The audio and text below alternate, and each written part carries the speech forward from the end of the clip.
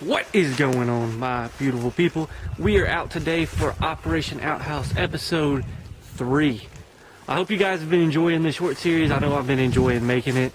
And today we come in with a plan. We don't have much time to get this done, but in today's episode, I'm gonna try to get one support in right here, another support in right there, as well as potentially another main beam going from the center of this pole here straight back to there.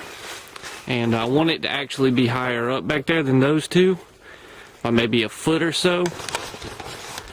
That way we'll have more of an angled roof going back. But I really might bring it this way and stagger it to one side just for convenience. So maybe like right from here on this side of that tree to angle to about there on that side of that tree, just to make it a little bit more convenient for me. But I'm gonna have to find a nice suitable tree to cut down for that to happen. I'm also going to have to find some trees with some Ys, and then we're just going to get them into place. So enough of this chit chat, we're going to get to work. So actually, before I left last week, I did bring this tree over here. It's the top of actually this pole right here, and as you can see right here is a decent Y. And so what my plan is for that is that to actually be the Y for either the smaller branch or the bigger branch of the structure here. And then I'll chop down another one and let that be that other side's. Also, we have a pine tree right here. It's a pretty thin pine tree. And I'm thinking that might be what I can use for the middle portion of the roof, because I don't want it to be heavy. I want it to be kind of light because I'm just going to lay poles across it. That way the roof will be more of an angle than just a flat roof, which will help to kind of shed some of that water. But I'm going to get this piece of wood right here cleaned up, try to get it into play, and then maybe chop down that pine tree or look for some other trees that I might be able to use as well.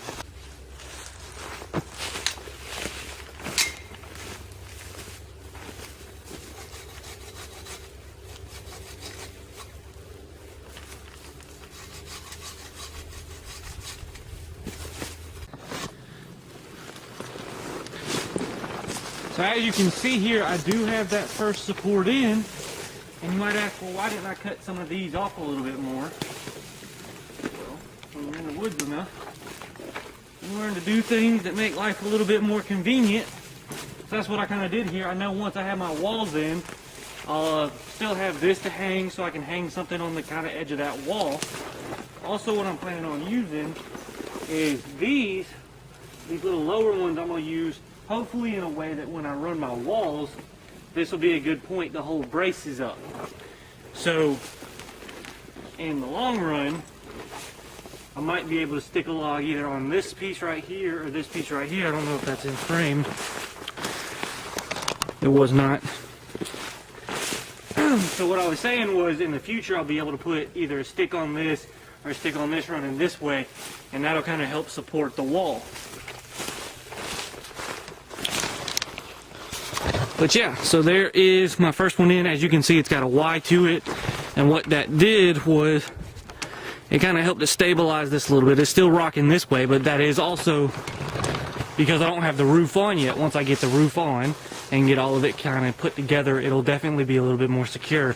But what that's helping is helping the bow, and that's also going to help with the support of the roof when I finally get it on. See how much this tree right here is wobbling? When I get a Y into it, it won't be doing that as much. Same here, as you can see, a lot more secure. There's still that back and forth this way, which there's always going to be when building out of natural materials, but once the roof is completely together and there's more weight on that, it won't be near as bad. So all I need now is to get my Y in on this side, and I'm going to look around and see if I can't find a nice tree with a Y in it. And then I just got to try to get another beam up here, which really shouldn't be too difficult to do. So we did just fail this tree, and I forgot to hit the record button. But it's going to sit nicely right there. More black. I'm sorry, just more. This is just a more companion. I'll use it to knock off some of these little twigs here.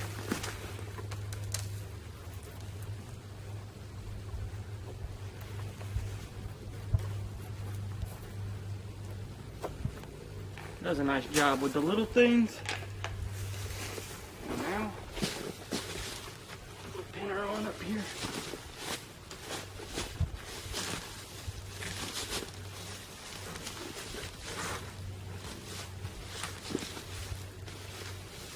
Just like so.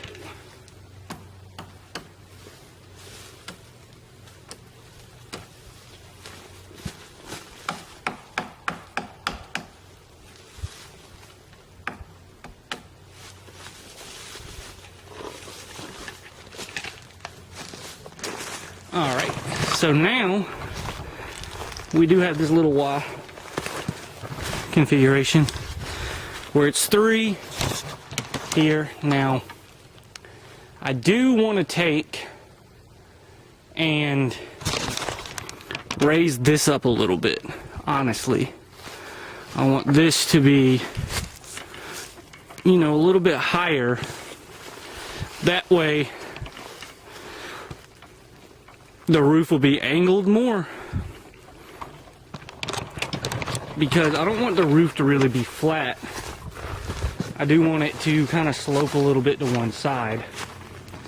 Now, as far as how I'm gonna get that angled roof approach, I don't really know yet. I thought that would work a little better than it did. I think I'm gonna have to try to do something to raise that front end up, but I don't know the best way to go about that. So I'm keeping my ideas open. If you can think of something, put it in the comments below. So I had a pretty simple idea that I think might actually work. And all it would take is about a, I don't know, 6 foot, no, about an 8 foot tree with a Y in it. Take the tree, stand it up right here once I cut it, and sit that in it. And then I can support it with this main beam to keep it from wobbling. And all my problems are solved. So now I just need a Y there, like that one, a Y here, and all my problems are solved. Simple as that, just a Y. Imagine that, how useful that one kind of tree shape, I guess you would say it is, can be. But now I gotta find a nice dead tree with not only one Y, but 2 Ys. But we'll see if we can get that accomplished. Alright everybody, so I did find the perfect piece of wood, but I'm going to take a minute. I did cut my finger. It's a very small little poke. I was closing my saw blade and it poked my finger and I started bleeding. As you can see, a little bit of blood on my shirt. Nothing major. But I was going to get a band-aid and put on here because I was holding pressure and it was just getting irritating just trying to hold it on my shirt. And I realized I don't have my first aid kit in my bag. With that being said, I am very close to other people. I'm not very far from my home. But if this was a situation where I was out in the woods and say when I closed my saw it wasn't just a little poke and I didn't catch it in time, I chopped the end of my finger off. That's a very minor injury that could turn out very severe if you don't have the appropriate stuff to treat it.